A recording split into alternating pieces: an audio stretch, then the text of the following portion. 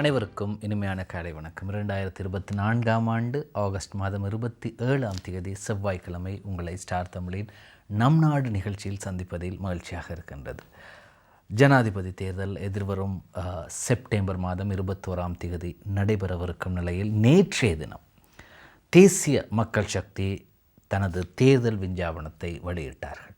பல விடயங்கள் புதிதாக இருந்தாலும் சில விடயங்கள் ஏற்கனவே நாங்கள் வேறு கட்சிகளின் கொள்கைகளில் கேட்ட விடயங்களாகவும், குறிப்பாக அரசாங்கத்தின் கொள்கைகளில் சில புதிய வார்த்தைகளோடு வெளிவந்திருப்பதாகவும் காண முடிகிறது. அப்படி இருக்கும்போது நல்லாட்சியின் பணிகளை நிறைவு செய்வோம் என்று வீரகேசரி பத்திரிகையின் பிரதான தலைப்பு செய்தியோடு நாம் ஆரம்பிக்கின்றோம். புதிய அரசியலமைப்பு உருவாக்கம் தொடர்பில் தேசிய மக்கள் சக்தியின் தேர்தல் விஞ்ஞாபனத்தில் தெரிவிப்பு. ஒரு வருடத்தில் மாகாண சபை தேர்தல். காணாமல் போனோர் ஆட்கடத்தல்கள் தொடர்பில் விசாரணை, அரசியல் கைதிகள் விடுதலை, வடக்கு மற்றும் கிழக்கில் பாதிக்கப்பட்ட மக்களுக்கு நீதி, இனக்கட்டமைப்பை மாற்றியமைக்கும் குடியேற்றங்கள் நிறுத்தப்படும். நல்லாட்சி அரசாங்கம் புதிய அரசியலமைப்பொன்றினை தயாரிப்பதற்காக முன்னெடுத்த செயற்பாடுகளை துரிதமாக நிறைவு செய்து புதிய அரசியலமைப்பொன்றை தயாரிப்போம் என்று தேசிய மக்கள் சக்தியின் ஜனாதிபதி வேட்பாளர் அனுரகுமார திசாநாயக்கவின் தேர்தல் விஞ்ஞாபனத்தில் தெரிவிக்கப்பட்டுள்ளது.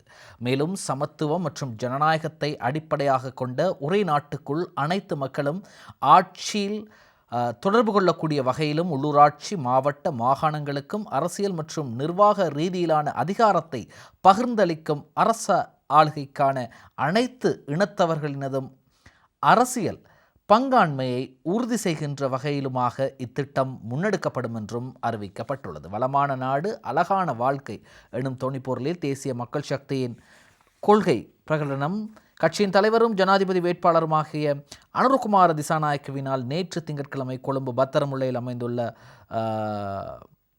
ஒரு ஹோட்டலில் இடம்பெற்றது. நிகழ்வில் கட்சியின் பாராளுமன்ற உறுப்பினர்களான விஜித் தேரத், கலாநிதி அரின அமரசூரிய, கட்சியின் நிறைவேற்று குழு உறுப்பினர்களான சில்வின் சில்வா, வைத்தியர் நலிந்த ஜெயதிஸ் மற்றும் முக்கிய பிரமுகர்கள் கலந்து கொண்டார்கள். இதெப்படியோ பல விடயங்கள் குறிப்பிடப்பட்டிருக்கின்றது. வடக்கு மற்றும் கிழக்கு உள்ளிட்ட ஏனைய பிரதேசங்களில் கடற்றொழில் நடவடிக்கைகளில் வெளிநாட்டு மீனவர்களால் ஏற்படுத்தப்பட்டுள்ள சவால்களை ராஜதந்திர ரீதியாக தீர்த்து அவசியமான உட்கட்டமைப்பு வசதிகளையும் விற்பனை வசதிகளுக்கான வாய்ப்புகளையும் உருவாக்கம் போன்ற விடயங்களும் உள்ளடக்கப்பட்டுள்ளன. அதேபோன்று எமது இந்த கொள்கை பிரகடனம் வெற்று காகிதங்கள் அல்ல. இந்த கொள்கை பிரகடனம் ஒரு சில வார்த்தைகளுடன் மட்டுப்படுத்தப்படவில்லை. நாட்டு மக்களுடன் நாம் ஏற்படுத்தி கொண்ட உடன்படிக்கையே எமது இந்த கொள்கை பிரகடனமாகும் என்றும் அவர் தெரிவித்தார். அதே நேரத்தில்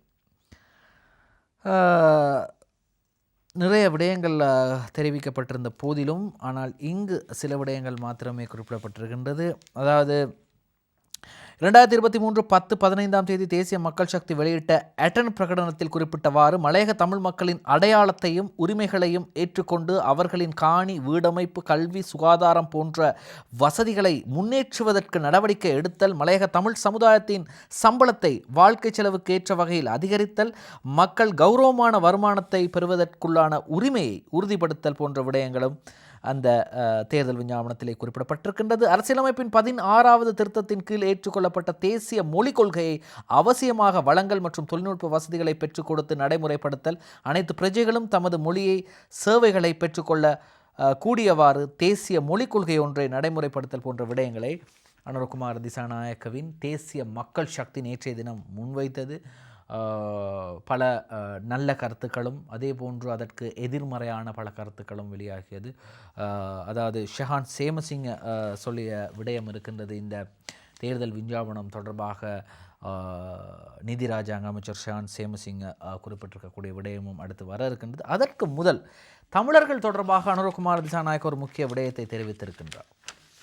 பார்க்கலாம்.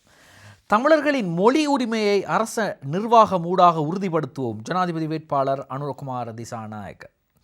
எமது அரசாங்கத்தில் அனைத்து இன மக்களின் உரிமைகளையும் அங்கீகரிக்கும் வகையிலான புதிய அரசியலமைப்பை உருவாக்குவோம். சட்டத்தின் முன் அனைவரும் சமம் என்ற சட்டவாட்சி கோட்பாட்டை செயல் வடிவில் அமுல்படுத்துவோம். பொருளாதார முன்னேற்றத்தின் பிரதிபலனை நியாயமான முறையில் மக்களுக்கு பகிர்ந்தளிப்போம் என்று தேசிய மக்கள் சக்தியின் தலைவரும் ஜனாதிபதி வேட்பாளருமான அனுரகுமார திசாநாயக்க தெரிவித்தார். தமிழர்களின் உரிமையை அரச நிர்வாகத்தின் ஊடாக உறுதிப்படுத்துவோம். அரச நிர்வாகத்தில் தமிழர் ஒருவர் தமிழ் மொழியில் கேள்வி எழுப்பும் போது அவருக்கு தமிழ் மொழியில் பதிலளிப்பதை கட்டாயமாக வளமாக்குவோம் என்றும் குறிப்பிட்டார். வளமான நாடு அழகான வாழ்க்கை எனும் துணைப்பொருளில் தேசிய மக்கள் சக்தியின் கொள்கை பிரகடனத்தில் தான் இது குறிப்பிடப்பட்டிருக்கின்றது. அத்துடன் அமைச்சரவை எண்ணிக்கை 25ஆக மட்டுப்படுத்துவோம், இராஜாங்க அமைச்சுக்களை நீக்குவோம், வீண் செலவுகளை இல்லாமல் செய்வோம், பாடசாலை கல்வி கட்டமைப்பை மறுசீரமைப்போம், உணவு கல்வி சுகாதாரம் என்பனவற்றுக்கான வேட் வரியை நீக்குவோம், நீர் மற்றும் மின் கட்டணத்தையும் குறைப்போம் என்றார்.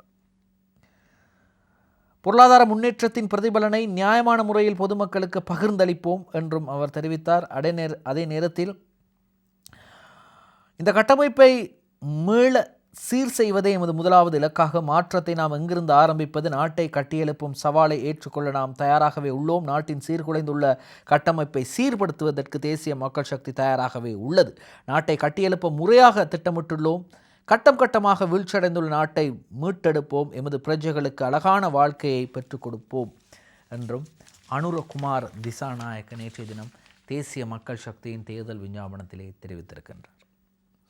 ஒரு புகைப்படம் ஒன்று வெளியாகி இருக்கின்றது. படப்பிடிப்பு ஜே சுஜீவகுமாரின் புகைப்படத்தையும் பார்க்கலாம். தேசிய மக்கள் சக்தியின் கொள்கை பிரகடனம் நேற்று பத்திரமுல்லையில் அமைந்துள்ள ஒரு தனியார் ஹோட்டலில் வெளியிடப்பட்டது. ஜனாதிபதி வேட்பாளர் அனுகுமார் திசாநாயக்க கொள்கை பிரகடனத்தின் பிரதிகளை சர்வமத தலைவர்களுக்கு வழங்கிய போது எடுத்த படத்தையும் நாம் இன்றைய வீரகேசரி பத்திரிகையின் முன்பக்கத்திலே பார்க்கக்கூடியதாக இருக்கின்றது. சரி, இப்பொழுது பார்ப்போம் இந்த கொள்கை பிரகடனம் தொடர்பாக அரசாங்கம் என்ன சொல்கின்றது. அப்படி என்றால் இதில் குறிப்பாக இந்த நிதி சம்பந்தப்பட்ட விடயங்கள் அதிகமாக இருப்பதாலும் இந்த பொருளாதார ரீதியிலே பல விடயங்கள் கூறப்பட்டிருப்பதாலும் இதற்கான பதிலை நிதி இராஜாங்க அமைச்சர் என்ற வகையில் ஷஹான் சேமசிங்க என்ன சொல்கின்றார் என்று பார்ப்போம். ஏழ்மையான நாடு துயரமான வாழ்க்கைக்கான பயணப்பாதை. ஆனால் அவர்களது துணிப்பொருள் அப்படி இல்லையே ஐயா. அதாவது தேசிய மக்கள் சக்தியின் துணிப்பொருள் என்னவென்றால் அழகான நாடு. அதாவது தேசிய மக்கள் சக்தியின் துணிப்பொருள் வளமான நாடு அழகான வாழ்க்கை. ஆனால் ஷான் சேமசிங்க சொல்கிறார் ஏழ்மையான நாடு துயரமான வாழ்க்கைக்கான பயணப்பாதை. ஜேவிபியின் தேர்தல் விஞ்ஞாபனம் குறித்து நிதி ராஜாங்க அமைச்சர். மக்கள் விடுதலை முன்னணி ஜேவிபி முன்வைத்துள்ள தேர்தல் விஞ்ஞாபனத்தை வளமான நாடு அழகான வாழ்க்கை என குறிப்பிடுவதை விட ஏழ்மையான நாடு துயரமான வாழ்க்கைக்கான பயணப்பாதை என குறிப்பிடுவதை மிக பொருத்தமானது. தற்போதைய அரசாங்கம் நடைமுறைப்படுத்தியுள்ள சிறந்த வேலை திட்டங்களை தமது தேர்தல் விஞ்ஞாபனத்தில் உள்ளடக்கிய ரணிலே பொருத்தமான தலைவர் என்பதையும் அதேபோன்று வீரகேசரி பத்திரிகையின் 5ஆம் பக்கத்திலே அந்த செய்தியை நாங்கள் பார்க்கலாம். அதேபோன்று ஜேவிபியினர் இதை மறைமுகமாக ஏற்றுக்கொண்டிருக்கின்றார்கள். ரணிலை பொருத்தமானவர் என்று ஜேவிபியினர் மறைமுகமாக ஏற்றுக்கொண்டிருக்கின்றார்கள் என்றும் ராஜாங்க அமைச்சர் ஷான் சேமசிங்க தெரிவித்தார். ஜேவிபியின் தேர்தல் விஞ்ஞாபனம் வெறுமனே எதிர்பார்ப்புகளின் பொதி மாத்திரமே ஆகும். அரசாங்கத்தின் பொருளாதார திட்டங்களை அவ்வாறே எடுத்து தமது தேர்தல் விஞ்ஞாபனத்தில் சேர்க்கும் அளவுக்கு ஜேவிபி வங்குரோத் அடைந்துள்ளது. எம்மால் முன்னெடுத்து செல்லப்படும் சிறந்த வேலை திட்டங்கள் அனைத்தும் இதில் உள்ளடக்கப்பட்டுள்ளன. ஆனால் இலக்கங்கள் மாத்திரமே மாற்றப்பட்டுள்ளன. இதற்கு முன்னர் எந்த ஒரு சந்தர்ப்பத்திலும் நாட்டின் முன்னேற்றத்திற்கு ஜேவிபி ஒத்துழைத்தது கிடையாது. மாறாக பொருளாதாரத்தை சீரழிப்பதற்கான நடவடிக்கையை முன்னெடுத்தனர். 2022 காலிமுகத்திடல் ஆர்ப்பாட்டத்தின் ஊடாக அவர்களின் நோக்கம் இதுவாகவே இருந்தது. அன்று எம்மால் முன்னெடுக்கப்பட்ட திட்டங்கள் தோற்கடிக்க முடியுமா என்று சிந்தித்து வந்தனர். இன்றும் அதனையே செய்து வருகின்றனர் என்றும் ஷஹான் சேமசிங்க தெரிவித்தார். வருமான வரி குறைக்கப்படும் என்று கூறுகின்றனர். அவர்கள் கூறுவதை போன்று வரி குறைக்கப்பட்டால் ஒரே வருடத்தில் சுமார் 65 பில்லியன் ரூபாய் வருமானத்தை இழக்க நேரிடும். அவ்வாறு இழக்கும் வருமானத்தை மீளப்பெறுவதற்கு அவர்களிடம் திட்டம் என்ன? வரியை குறைப்பதன் மூலம் எதை எதிர்பார்க்கின்றனர்? பொருளாதாரத்தை மீண்டும் வீழ்ச்சியடை செய்ய வேண்டும் என்று எண்ணுகிறார்களா என்ற பல கேள்வி கணைகளை தொடுக்கிறார் ஷான் சேமசிங்க.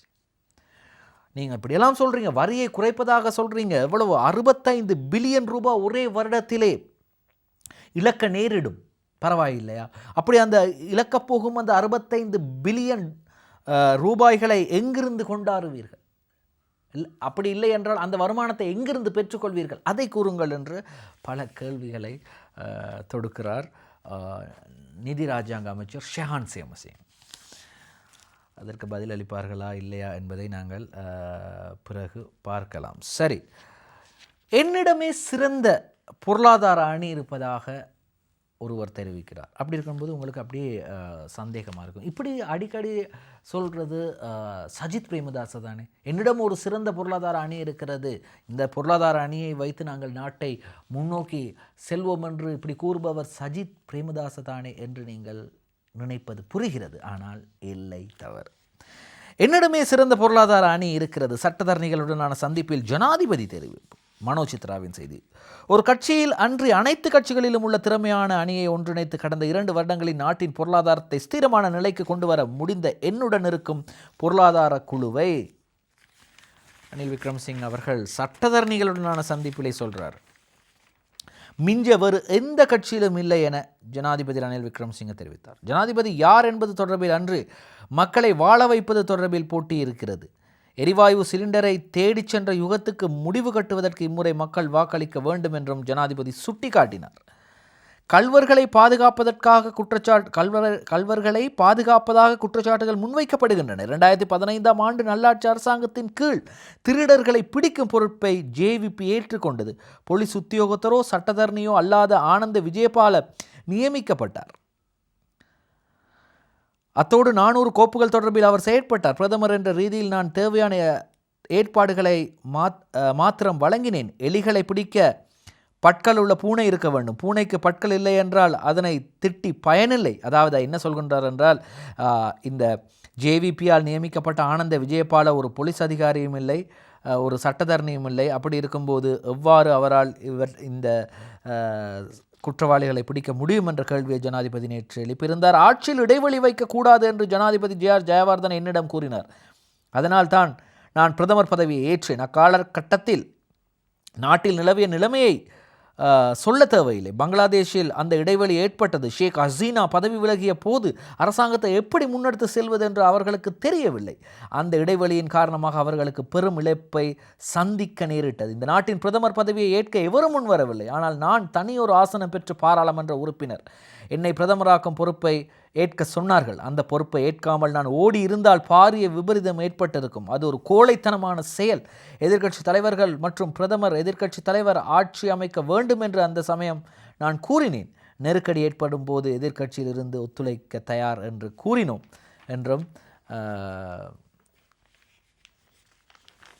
ரணில் விக்ரமசிங்க ஜனாதிபதி சொல்கிறார். இருந்தாலும் கூட முக்கியமான ஒரு 4 நிபந்தனைகளை நாங்கள் முன்வைத்தார்கள். அதை நாங்கள் ஏற்றுக்கொண்டோம். ஆனால் நாங்கள் அந்த பொறுப்பை பெற்றுக்கொள்ள தயாராக இருந்தோம்.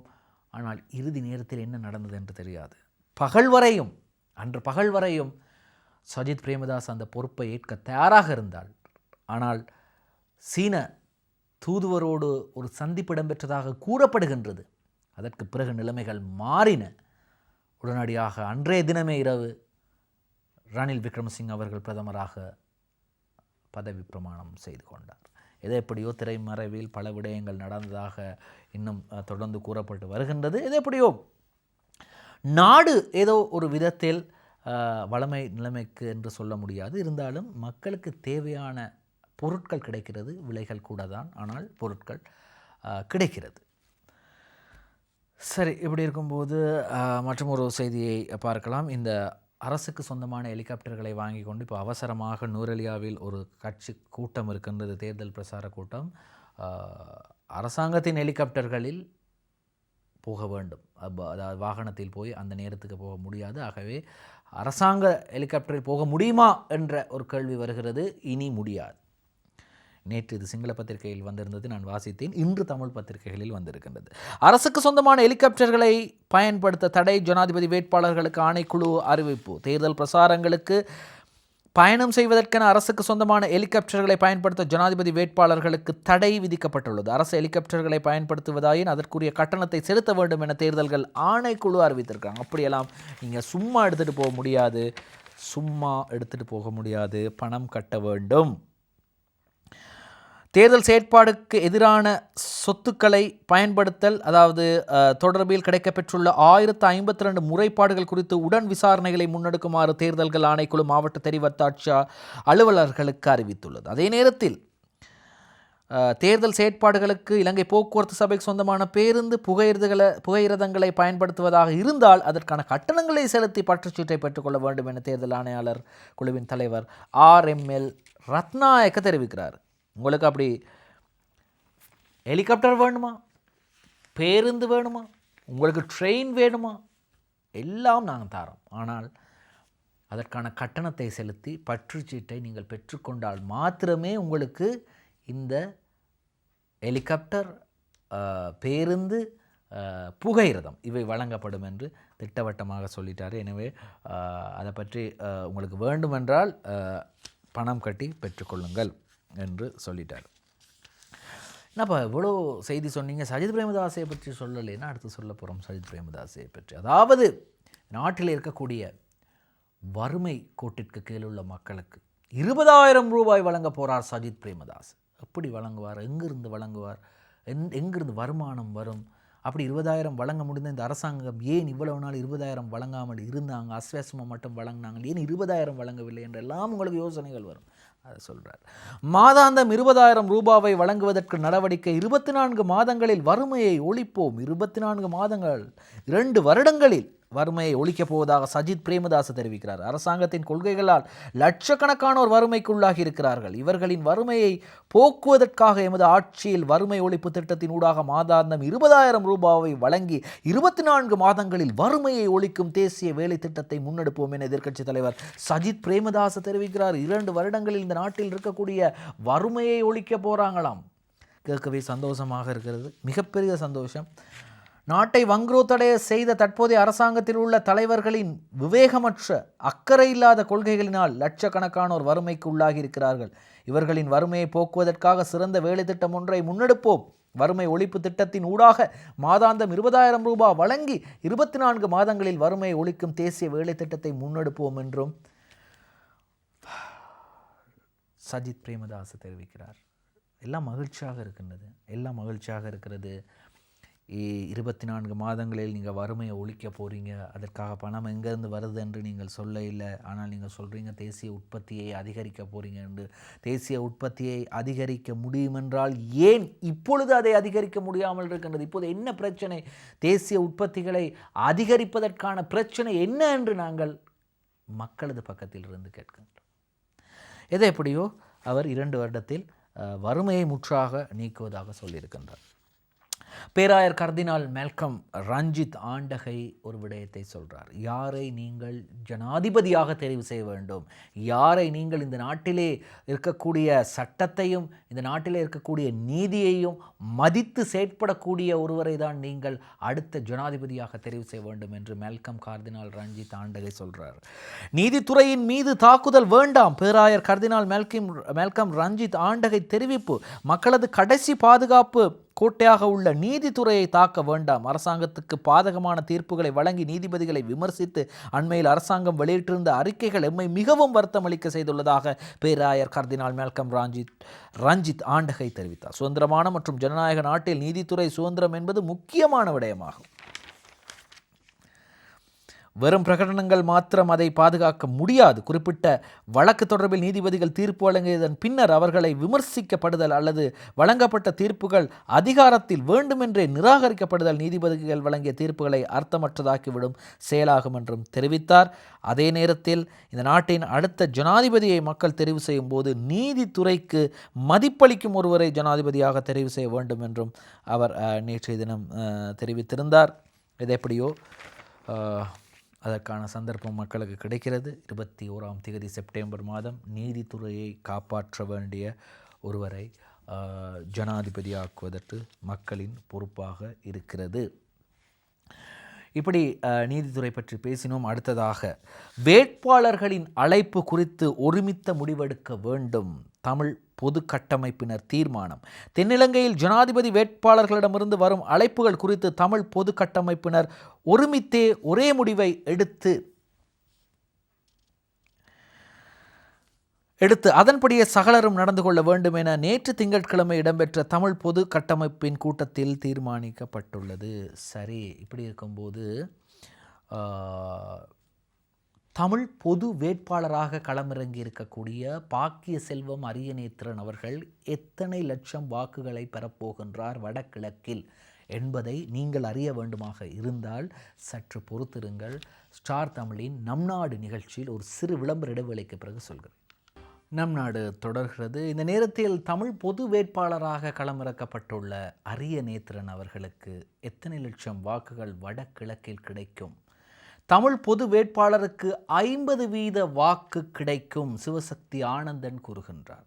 அப்படி என்றால் ஜனாதிபதி தேர்தல் செப்டம்பர் 21 நடைபெற உள்ள நிலையில் இந்த தேர்தலில் தமிழ் பொது வேட்பாளரான பாக்கியசோதி அரியநேத்திரனுக்கு வடகிழக்கில் உள்ள 12 லட்சம் வாக்குகள், நன்றாக ஞாபகம் வைத்துக் கொள்ளுங்கள், வடக்கு மற்றும் கிழக்கில் உள்ள 12 லட்சம் வாக்குகளில் 50% வாக்குகள் அவருக்கு கிடைக்கும் என முன்னாள் பாராளுமன்ற உறுப்பினரும் EPRLF செயலாளருமான சிவசக்தி ஆனந்தன் தெரிவிக்கிறார்.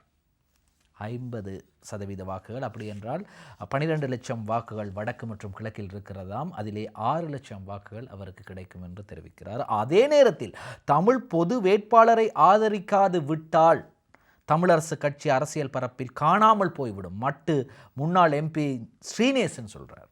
இதுவரை தமிழரசு கட்சி சுமந்திரன் அவர்கள் எந்த ஒரு முடிவையும் எடுக்கவில்லை. ஆனால் அதே கட்சியில் இருக்கக்கூடிய தமிழரசு கட்சியின் தலைவர் ஸ்ரீதரன் தனது ஆதரவை பொது வேட்பாளர் அரியநேத்திரனுக்கு தெரிவித்திருக்கிறார். சரி, இப்படி இருக்கும்போது அடுத்த செய்தியை பார்க்கலாம். பிரிவினைகளை எதிர்க்கின்ற வேட்பாளரை தெரிவு செய்யுங்கள், வாக்காளர்களிடம் இலங்கை கத்தோலிக்க ஆயர்கள் பேரவை கோரிக்கை என்ற செய்தி வெளியாகி இருக்கின்றது. அந்த செய்தியும் இன்று வீரகேசரி பத்திரிகையிலே வெளியாகி இருக்கின்றது. சரி, அடுத்ததாக மற்றும் ஒரு செய்தி இருக்கின்றது. பிரிவினைகளை எதிர்க்கின்ற வேட்பாளரை தெரிவு செய்யுங்கள், வாக்காளர்களிடம் இலங்கை கத்தோலிக்க ஆயர்கள் பேரவை கோரிக்கை என்ற செய்தி. அதே போன்று எல்பிட்டிய பிரதேச சபை காலம் நிறைவடைந்திருக்கின்றது. எல்பிட்டிய பிரதேச சபையின் பதவி காலம் நிறைவு, கட்டுப்பணம் செலுத்தல், வேட்புமனு தாக்கல் செய்வதற்கான திகதி குறிப்பு என்ற செய்தியை வந்திருக்கின்றது. எல்லோரும் பற்றியும் பேசினீங்க. சஜித் பிரேமதாஸ், ரணில் விக்ரமசிங்க, அனுர்குமார் திசாநாயக்கை பற்றி பேசினீங்க. நாமல் ராஜபக்ச அவரும் வேட்பாளர் தானே. அபிவிருத்தி திட்டங்களில் வடக்கு மற்றும் கிழக்குக்கு முன்னுரிமை அவசியம், நாமல் ராஜபக்ச கூறுகிறார். தேர்தல் காலத்தில் வரப்பிரசாதம் மற்றும் தனிப்பட்ட லாபம் ஆகியவற்றை கருத்தில் கொண்டு தவளை போன்று பாய்பவர்களுக்கு எதிராக நடவடிக்கை எடுக்கப்படும்.